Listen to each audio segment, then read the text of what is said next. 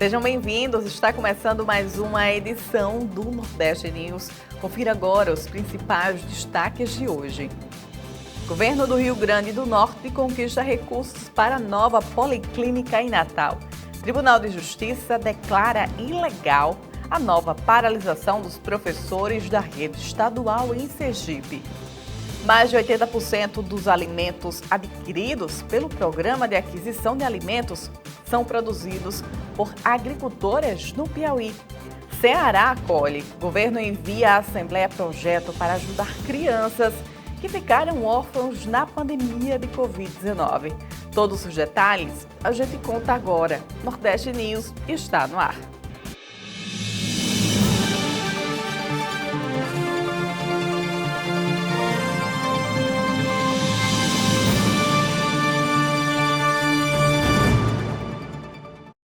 O Tribunal de Justiça declara ilegal a nova paralisação dos professores da rede estadual em Sergipe. Os detalhes a gente confere agora com Alexandre Filho. Isso mesmo, Alana. Em uma decisão assinada pelo desembargador José Pereira Neto, o Tribunal de Justiça de Sergipe declarou a ilegalidade do movimento, garantindo que as atividades educacionais não sejam interrompidas. O Sindicato dos Trabalhadores em Educação do Estado de Sergipe anunciou mais uma paralisação de 3 dias que começou nesta terça-feira, coincidindo com o Dia do Professor. Apesar de algumas reivindicações atendidas, como a retomada da carreira do magistério e o pagamento de salários acima da média nacional, o sindicato mantém sua postura de mobilização. Além do impacto para os alunos, a decisão judicial trouxe sanções severas para o sindicato. O sindicato poderá ser multado em R$ 150 mil por dia de paralisação e o presidente da entidade, de forma pessoal, também poderá enfrentar uma multa diária de R$ 1.000 caso a decisão não seja respeitada. Volto com você, Alana. Mais de 80% dos alimentos adquiridos pelo Programa de Aquisição de Alimentos são produzidos por agricultoras no Piauí. O Dia Internacional da Mulher Rural é comemorado nesta terça-feira. A data celebra as mulheres que desempenham um papel fundamental na produção de alimentos em todo o mundo. De acordo com dados da ONU Mulheres, elas são responsáveis por 60% a 80% dos alimentos consumidos na América Latina e no Caribe. O envolvimento das mulheres no campo contribui para a segurança alimentar e nutricional, a gestão de recursos naturais, a liderança em diversas empresas e também para ações comunitárias no setor agrícola. No Piauí, dados do Programa de Aquisição de Alimentos apontam que as agricultoras foram responsáveis por 83% da produção em 2023. O aumento de participação delas na produção de alimentos é resultado de uma série de políticas desenvolvidas pelo governo do Piauí na priorização das mulheres. A seleção maranhense teve um grande desempenho na 28ª edição do Campeonato Brasileiro de Karatê Shotokan em Vitória, no Espírito Santo. Contando com 16 karatecas, a delegação maranhense conquistou 22 medalhas na competição nacional, sendo 5 ouros, 5 pratas e 12 bronze. Quem tem os detalhes e esta história para contar é Tiago Marques.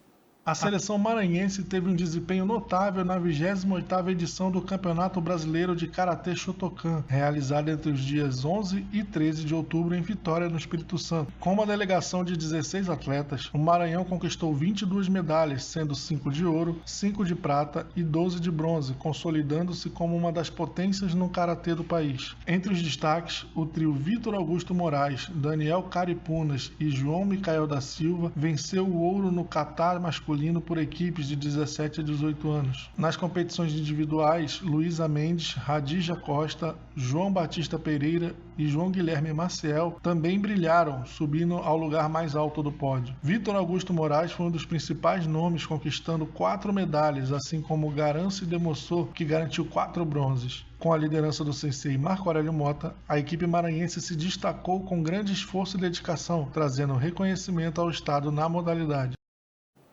No próximo bloco, o governo do Rio Grande do Norte conquista recursos para a nova policlínica em Natal. Os detalhes a gente conta logo após o intervalo. Nordeste News volta em instantes. Até já.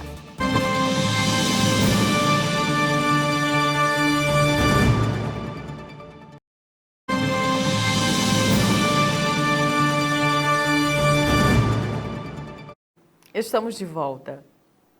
O Ministério Público vai investigar encontros bíblicos em intervalos das escolas de Pernambuco. Vamos entender este caso agora com Hilary Christie. Isso mesmo, Alana. Após denúncias feitas pelo Sindicato dos Trabalhadores da Educação de Pernambuco, estão sendo investigados pelo Ministério Público os encontros de alunos para orar e estudar a Bíblia durante o intervalo em escolas estaduais de Pernambuco. Ainda de acordo com o sindicato, esses encontros evangélicos estariam ocorrendo sem a participação de outras religiões e sem supervisão adequada, o que, na visão do sindicato, compromete a laicidade do ambiente escolar. A Secretaria de Educação e Esportes de Pernambuco informou que não apoia a realização desses encontros religiosos e, quando toma conhecimento da prática, instrui as escolas a interrompê-los. Por outro lado, o deputado estadual Renato Antunes, do PL, criticou a investigação do Ministério Público, defendendo o direito dos alunos de se reunirem para orações e leitura bíblica voluntariamente. Antunes argumentou que o Estado laico não deve interferir ou combater expressões religiosas dos estudantes e ressaltou o impacto positivo desses encontros na saúde mental dos jovens. Ele destacou que alunos que sofrem de ansiedade e depressão encontram consolo nesses momentos de fé.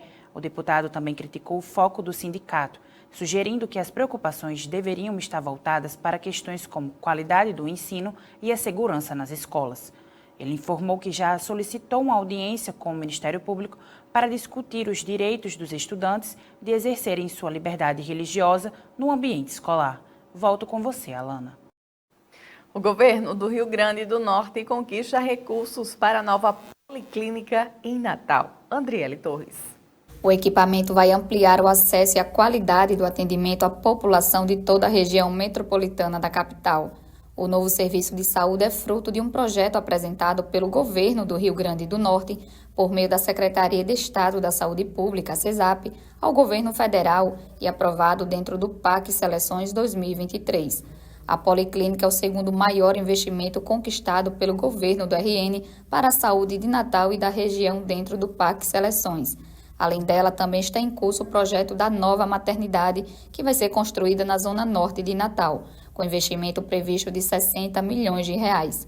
O investimento para a Policlínica é de 17 milhões de reais, com estimativa de que a unidade beneficie mais de 1.200.000 pessoas da área mais populosa do Rio Grande do Norte.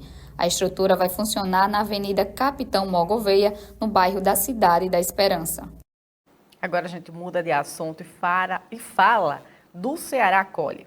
O governo envia à Assembleia projeto para ajudar crianças que ficaram órfãos durante a pandemia de Covid-19. Isso mesmo, Alana. O governador do estado do Ceará, Eumano de Freitas, do PT, enviou um projeto à Assembleia Legislativa do Estado para a criação de um projeto para beneficiar crianças e adolescentes que ficaram órfãos devido à pandemia de Covid-19. A informação foi compartilhada pelo governador na última segunda-feira. De acordo com ele, o projeto visa implementar uma série de ações que buscam reduzir os impactos do trauma causado com a morte dos familiares. O programa Ceará Acolhe, conforme o governo estadual, tem como objetivo promover atividades voltadas a assegurar proteção social às crianças e também aos adolescentes em situação de orfandade bilateral, sem ambos os pais, ou família monoparental, quando a família é formada somente por um dos pais por conta da pandemia da Covid-19. O programa também pagaria auxílio mensal para o público atendido de até 18 anos nestas condições. O documento foi despachado no Palácio da Abolição, em Fortaleza. Agora, o projeto vai ser analisado pelos deputados estaduais. Volto com você, Alana. A seguir, sobe para 95 o número de cidades em situação de emergência por causa da seca na Paraíba. Até já!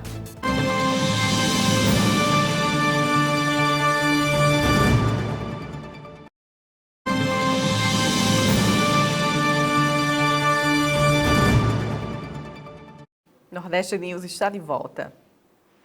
A escassez de espaços dedicados para ciclistas tem gerado aumento nos acidentes envolvendo esses usuários em São Luís. Ciclistas reclamam em ter que dividir vias com pedestres e carros. Quem tem mais informações sobre o assunto é Noemi Reis. Quem pedala pelas ruas e avenidas de São Luís enfrenta um perigo constante, com poucos quilômetros de vias exclusivas. Seu Antônio sempre vem à litorânea para pedalar, Mas a escassez de espaços dedicados para esses usuários exige atenção redobrada, pois o ciclista tem que dividir as vias com pedestres e carros. Realmente é um problema em função dos pedestres estarem aparentemente, nessa aqui seria uma ciclovia, porém não é uma exclusividade dos ciclistas. Então, eventualmente, tem um problema com um pedestre.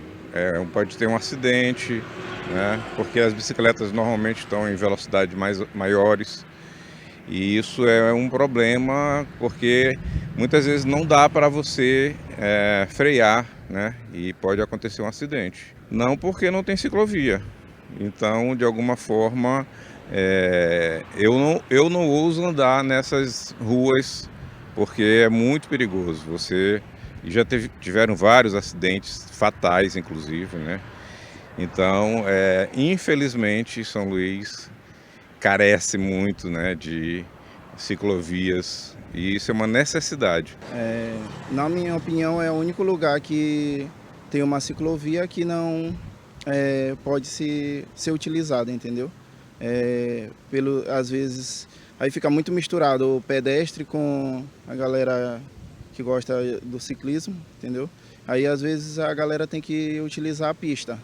Aí, geralmente, são os momentos que acontecem os acidentes, entendeu? E eu acho um pouco complicado pedalar aqui. A ausência de espaços apropriados para as bicicletas, principalmente nas grandes avenidas, tem gerado grande perigo. O aumento do número de ciclistas nas ruas, aliados à falta de infraestrutura, tem contribuído para os números de fatalidades na Grande São Luís. 3 ciclistas morreram em avenidas de São Luís, vítimas de acidente de trânsito. A última morte foi de Claudiomar Silva, um ciclista profissional, que ia para o trabalho no dia 3 de janeiro, quando foi atropelado por um carro.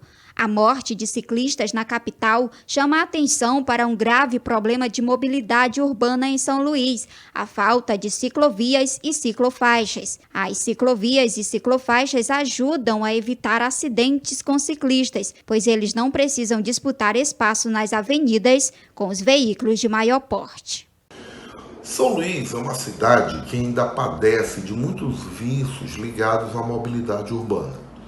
O gestor ele precisa definir qual a sua prioridade, se é a mobilidade ativa ou se é a mobilidade automotiva. Né? Geralmente o que se vê no Brasil é o gestor dar uma preferência para a mobilidade automotiva, ou seja, o trânsito de veículos motorizados. Né? Mas a evolução nos mostra que é preciso retomar o incentivo a mobilidade ativa, por uma questão de saúde, uma questão ambiental, uma questão de diminuir o engarrafamento nas cidades. Isso seria feito incentivando o uso de bicicletas, seja em ciclovias, seja em ciclofaixas, criar uma ciclorrota, de forma que as pessoas possam entender como se locomover pela cidade de uma forma segura, de bicicleta. Também incentivar os planos de caminhada. Né? O pedestre ele pode fazer muitos trechos caminhando. Isso é bom para a saúde. Mas tem que ter calçadas adequadas, com continuidade, tem que ter as rampas, tem que ter as faixas de pedestre ligando as calçadas. A prefeitura pode cobrar com mais empenho a construção de calçada por parte dos donos de imóveis, até ameaçando de desapropriação, como foi feito lá na época do Edivaldo, e que deu certo. Né? Então é uma decisão, ou eu incentivo a mobilidade ativa, ou eu jogo todas as minhas cartas na mobilidade automotiva. Né? E aí tem prós e contras para os dois lados. A gente viu recentemente uma onda de obras para a mobilidade automotiva. Né? E a contrapartida para a mobilidade ativa é pequena. São Luís não tem 40 quilômetros de ciclovias ou ciclofaixas.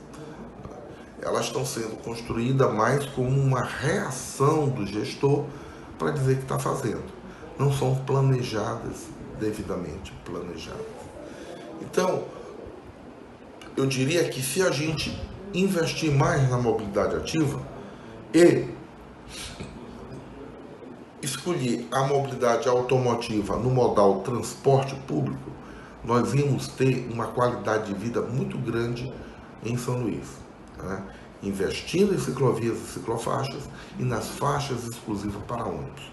Aí a gente ia ter um trânsito muito mais fluido, muito mais seguro, e as pessoas iam poder ter uma qualidade de vida bem melhor.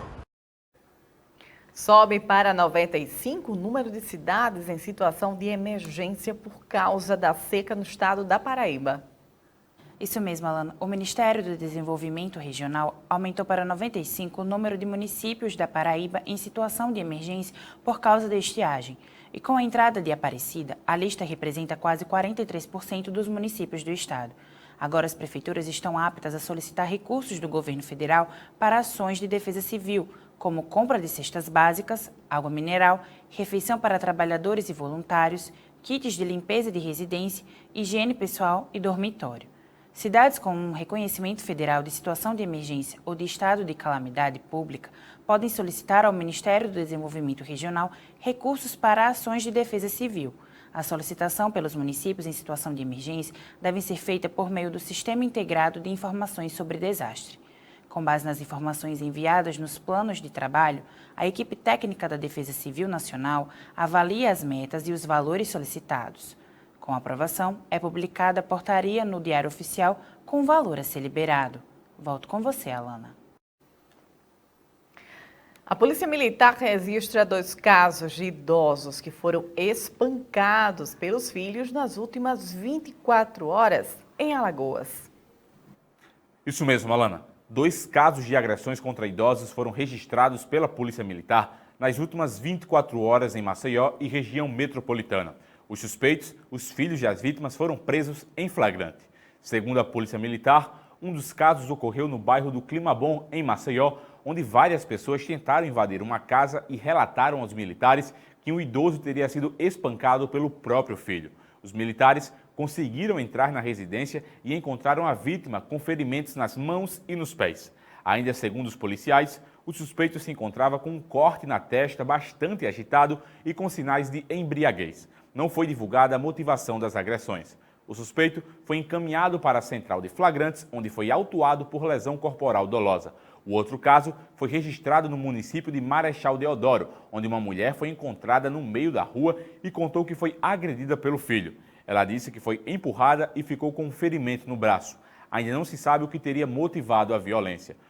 O suposto autor foi algemado por oferecer risco à vítima e fugir do local. Ele foi encaminhado para o Centro Integrado de Segurança Pública de Marechal Deodoro, onde permaneceu preso. Volto com você, Alana. E agora, no próximo bloco, 6 pessoas morrem após usar sinais ligados a facções na Bahia este ano em 2024. Os detalhes a gente conta após o intervalo. Até já!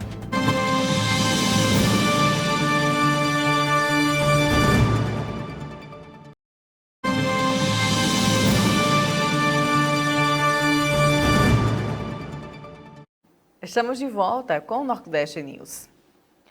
Fátima Bezerra assina ordem de serviço para reforma em 6 escolas do Rio Grande do Norte. Com investimento de R$ 2,5 milhões, a governadora Fátima Bezerra assinou nesta segunda-feira 6 ordens de serviço para a realização de obras na infraestrutura de escolas estaduais localizadas no interior do Rio Grande do Norte. Serão executados serviços de reforma e manutenção na Escola Estadual Professora Zenilda Maia Gama, em Apodi, Escola José Ferreira da Costa, em Rafael Fernandes, a Escola Zenon de Souza, em Umarizal, e as escolas Roberto Rodrigues Krause, Professora Maria Araújo e o Centro Estadual de Educação Profissional Lurdinha Guerra, localizadas em Parnamirim. Com essas assinaturas, o governo do estado totaliza 115 ordens de serviços em 2024, que são as 131 escolas da rede estadual, que vão passar por obras de manutenção, reforma ou ampliação durante o biênio 2023-2024. Cerca de 6 pessoas morreram por usar sinais ligados a facções do estado da Bahia este ano, em 2024. Os detalhes a gente confere agora. Isso mesmo, Alana. De acordo com um levantamento do jornal Correio, ao menos 6 pessoas foram brutalmente executadas por utilizarem sinais associados a organizações criminosas. Uma das vítimas acabou morta apenas pelo fato de traficantes terem interpretado o envolvimento do homem com grupos rivais, o que não existia pelo local onde ele morava. O crime aconteceu no mês de março. Ele morava no Tororó, onde até então havia atuação do bonde do maluco, e acabou morto por traficantes do Comando Vermelho, ao ser encontrado em um paredão no bairro da Santa Cruz. Entre as 6 vítimas, em janeiro, um ambulante foi agredido até a morte por utilizar uma camisa com o desenho do Mickey Mouse em Salbara, no Recôncavo Baiano. Volto com você, Alana. E agora o nosso comentarista esportivo Pedro Neto traz os principais destaques do mundo do futebol. Pedro, seja muito bem-vindo mais uma vez ao Nordeste News. Boa noite, Alana. Muito boa noite a você que está nos acompanhando. Olha só, Alana, daqui a pouquinho tem Seleção Brasileira. Seleção Brasileira volta a campo. Após vencer o Chile na última partida lá em Santiago por 2-1, a Seleção Brasileira joga às 21h30 contra o Peru, em Brasília. Seleção brasileira é favorita, Pedro? Ela, né? Favoritíssima, tá? Tem mudanças para esse jogo daqui a pouquinho. São 3 mudanças. 2 por opção do Dorival Júnior. Entre o Wanderson, que é lateral direito, sai Danilo, que não é nada, nem lateral nem zagueiro. No meio de campo, entra o Bruno Guimarães no lugar do André. Bruno Guimarães é um jogador que tem uma qualidade de bola na saída muito melhor do que o André. E a última mudança, entra o Gerson no lugar do Paquetá, que recebeu o 2º cartão amarelo. Essa, sem dúvida nenhuma, é a mudança que todos nós agradecemos esse 2º cartão amarelo do Paquetá. Resta saber se foi proposital que ele tomou ou não, né? Porque o grande problema hoje do Paquetá é esse. Alana, a desconfiança na seleção brasileira, ela é muito pertinente, muito pertinente. O torcedor está coberto de razão em ficar cobrando e chateado, porque nem de longe é a seleção brasileira que nós sonhamos. Detalhe, seleção brasileira que joga, Alana, sem seus 2 melhores jogadores em atividade no futebol. Neymar, que está há um ano, né, sem atuar, está fazendo novos treinos, né, está começando a treinar com seus companheiros do Al Hilal, lá na Arábia Saudita. E o Vinícius Júnior, que se machucou e foi cortado desses 2 jogos. São os 2 melhores jogadores em atividade no futebol, ou 2 jogadores brasileiros em atividade no mundo. Mas, paciência, se não tem os 2, vamos com o que tem. O problema é, as opções do Dorival Júnior são opções que ninguém consegue entender. Dificilmente, no meu entendimento, Dorival vai chegar a uma Copa do Mundo. Mas, aguardemos. Amanhã eu volto, Alana, falando mais sobre esse resultado da partida daqui a pouquinho entre Brasil e Peru, tá bom? Uma ótima noite a todos e até amanhã. Até lá. Nordeste News vai ficando por aqui. Desejamos a todos uma excelente noite. Até amanhã.